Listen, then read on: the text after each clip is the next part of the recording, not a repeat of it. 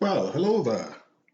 This is the Today in History channel. My name is Sotonye Afiesimama. It's the 1st of August. Let's get cracking. So we'll roll back the blind as usual to the year 30 BC. So BC is before Christ, and some other sources use the initials BCE, which means before the Christian era. So, Mark Antony, whose bust is pictured here, was born on the 14th of January, 83 BC, and died on this day at the age of 53. So he died in 30 BC. So, for those of you who do not know, the BC years are counted backwards. Okay, so he was born 83 BC and died 30 BC at the age of 53. His cause of death was suicide after he was defeated by Octavian at the Battle of Actium. He was a Roman politician and general. His full name was Marcus Antonius. Nationality, Roman, played a significant role in the transformation of Rome, so that's what made him famous, from the Republic to the imperial system. He was also involved in one of the most famous love affairs in history with Cleopatra. I think there's a movie called Antony and Cleopatra. Go check it out. Sounds like an interesting one. I'm pretty sure there is a movie by that name. Okay, on this day in 1464, Cosimo de Medici died. That's him pictured there. A rather gaunt, sad-looking man from the famous Medici family of Italy. He was a Florentine ruler and an art patron. Hence, his picture hanging in an art gallery, as you can see here. He was the first of the Medici political dynasty. The de facto ruler of Florence during much of the Italian Renaissance. Cosimo's power derived from his great wealth as head of his family's Medici Bank. Okay, interesting. So these were the bankers. It's the great banking family of Italy, which had branches throughout Europe. Cosimo was a humanist and a great patron of learning, the arts and architecture, including the Laurentian Library and the dome of the cathedral, both in Florence. So Cosimo de Medici died on this day at the age of 74 in 1464. On this day in 1774, Joseph Priestley discovers oxygen. That's Joseph Priestley pictured here. He was a dissenting British minister, author of Observations on Civil Liberty, that's the title of the book, and The Nature and Justice of the War with America, another book. He was serving as a tutor to the sons of American sympathizer William Petty when he made this discovery. He was the second Earl of Shelburne at Borwood House in Wiltshire, England. So essentially, discovering oxygen, obviously oxygen's always been there, but yeah, he did discover oxygen. He isolated oxygen, I think. I read somewhere it was more like isolating oxygen. Okay, so 1838, we move swiftly on. Slavery was officially abolished throughout the British Empire. And I did talk about William Wilberforce yesterday, perhaps 2 days ago, how he was instrumental to the abolition of slavery. He was one of the, probably the loudest voice, against this heinous act of slavery. So on this day, slavery was abolished. 1838 was the year. The first Boy Scout camp. I also did touch on Lord Baden-Powell, British man who started this movement, the Boy Scouts. So they had the first camp opening today in a town called Brownsea Island, on an island called Brownsea Island in Poole Harbour. So Poole is a town in Dorset, south of England. There's quite a few pictures to go through. So that's a poster commemorating this day. And then Boy Scouts with a tent in the background. Picture of the first set of Boy Scouts and their masters. The guys having fun outdoors. Okay, First World War erupts on this day, and the year was 1914. I also did mention about this in one of my previous videos. This started with the assassination of Archduke Ferdinand and his wife. So on this day, the world was not, the world is not ushered, but yeah, the First World War started. But it was called the Great War at the time, understandably so, because there hadn't been any other war as big as this war before this war started. It happened 4 days after Austria-Hungary declared war on Serbia. Germany and Russia also declare war against each other.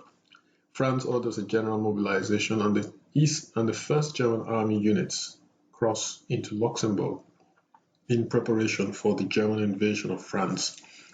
During the next 3 days, Russia, France, Belgium, and Great Britain all lined up against Austria-Hungary and Germany, and the German army invaded Belgium.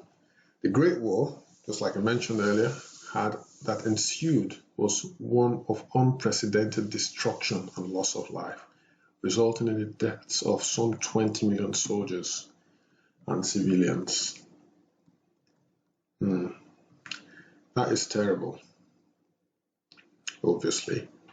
So war isn't a good thing, but we don't seem to have learned from history. We had a Second World War as well. We've had other skirmishes compared to the First and Second World War since then.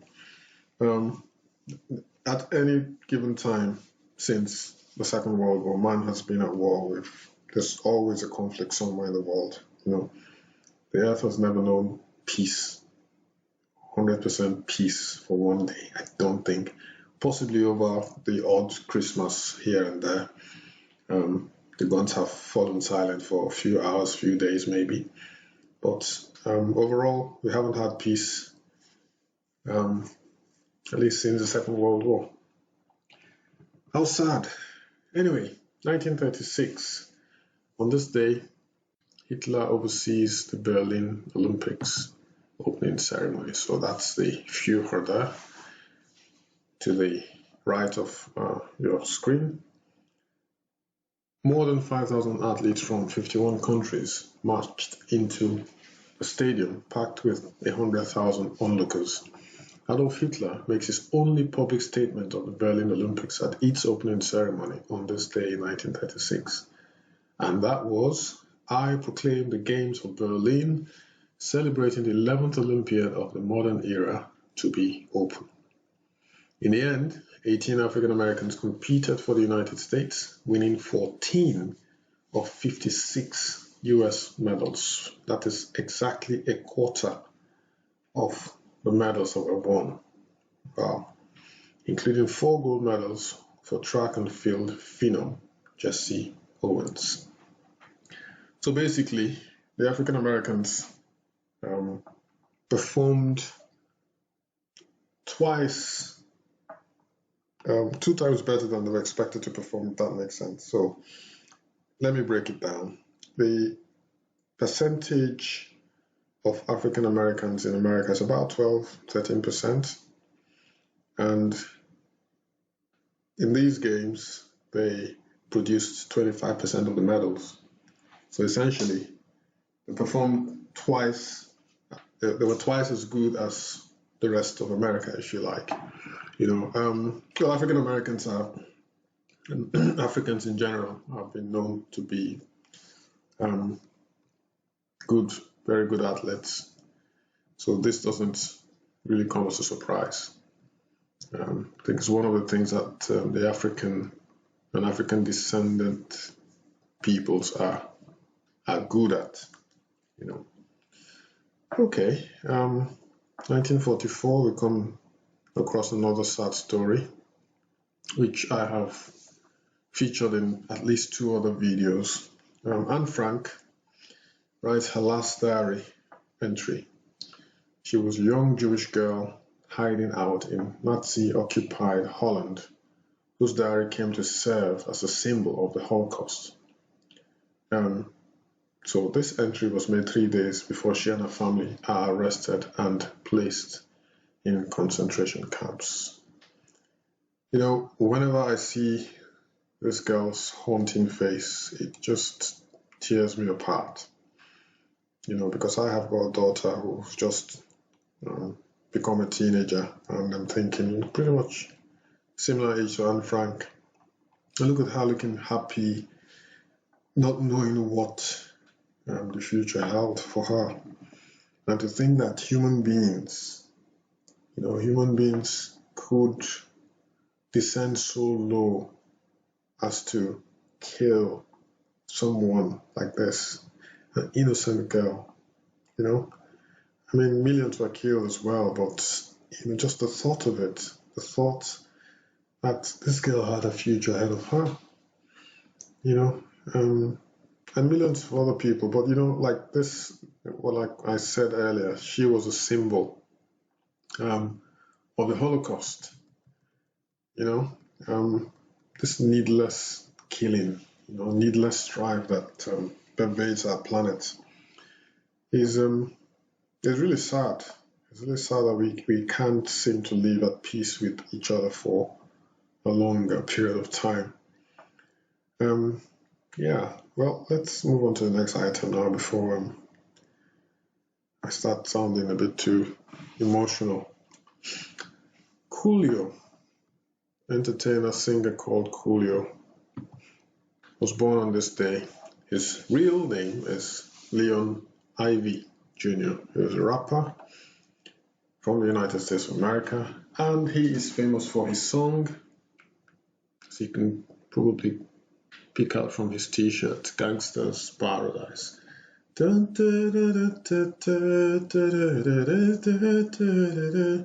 Money is the money, power is the power, minute after minute, hour after hour, something like that. Anyway, happy birthday, Coolio. He's 56 today. 1976, on this day, Elizabeth Taylor had 6th divorce from actor Richard Burton, and this is their 2nd divorce together. So that happened on this day in 1976. Perhaps she was trying to set a world record, I don't know, but yeah. Corazon Aquino, 2009, she died. Now, who was Corazon Aquino? She was the 11th president of the Philippines. She was also named Mother of Philippine Democracy. Aquino was the first woman to become president of the Philippines and the most prominent figure of the 1986 People Power Revolution that toppled 20-year authoritarian rule of Ferdinand Marcos. Corazon Aquino was wife of prominent opposition politician Benigno Aquino, and when he was assassinated in 1983 and Marcos' government implicated, she rose to political prominence. So that's Corazon Aquino, who died on this day, the 1st of August, 2009. Last but not least, I just found this out today. This is the 2nd day of Black Pound Day. I'll explain what Black Pound Day is all about. You probably have guessed it. So, Black Pound Day. The Black Lives Matter movement calls on all of us to make long-term commitments to respond directly to systematic racism and to help fight racial inequality. One way of taking action is by showing your support for Black Pound Day, a monthly initiative encouraging support of Black-owned businesses, both locally and online. What is Black Pound Day? It was founded by Swiss, a member of So Solid Crew. Black Pound Day is a real solution-based, community-empowering campaign and motivating endeavor that will leave a better infrastructure for the next generation to walk into. According to the Black Pound Day website, if we spend just £10 a week on Black businesses, we can inject £1.9 billion into the Black community. So it's a great initiative. It's a great initiative. I have no problem with this. I think that, perhaps the Black community has been overlooked for too long. But I don't want to say anything negative, to negate what's his name now, the So Solid Crew guy called Swiss has done. It's a great initiative. Obviously, he's realized that there's the Black businesses need support, and the thing it's like a snowball effect, or vicious or virtuous cycle. Things get to a point where if the minority businesses or Black businesses are not encouraged or supported as much as they should, or as much as white or Asian businesses, it does affect the Black community. These business owners are not able to send their kids to school, or they're not able to send their bright kids to good universities, which has a knock-on effect on the next generation. So it's a good initiative. But my problem with this is that why do we have to be told to support our own businesses? Why do we have to be told? I am also to blame in this. I go out shopping, and by default, I head to a certain shop that I'm used to shopping at when there are other Black businesses around. So I have to consciously remind myself, go and shop at these places. And these places are a lot smaller than the other established places. The queues are shorter. Prices are pretty much the same. So, but, we need to step back and think, before we take action, before we do our shopping. Go support these guys. This guy has done very well to highlight the plight of a lot of Black businesses. Kudos to him. So, the next Black Pound Day is going to be on the 5th of September, and then after that, 3rd of October, 7th of November, and 5th of December. So for the rest of the year, 5th of September, 3rd of October, 7th of November, and then 5th of December. So essentially, it looks like it's the first Saturday of every month. So go out there, guys. No matter what race you are, Asian, white, Chinese are Asians, Russian, wherever you come from, Australia, Canada, America. Talking about countries now, not races, but just go support Black businesses. At least have it in your consciousness that they need our support. So when you go out shopping, okay. I'll end it here for today, and I hope to see you tomorrow for another edition of Today in History. Smash the like button, and please do not forget to subscribe by clicking the notification bell. My name again is Sotonie Fiesimama, and I'll see you tomorrow on another edition of Today in History. Bye-bye.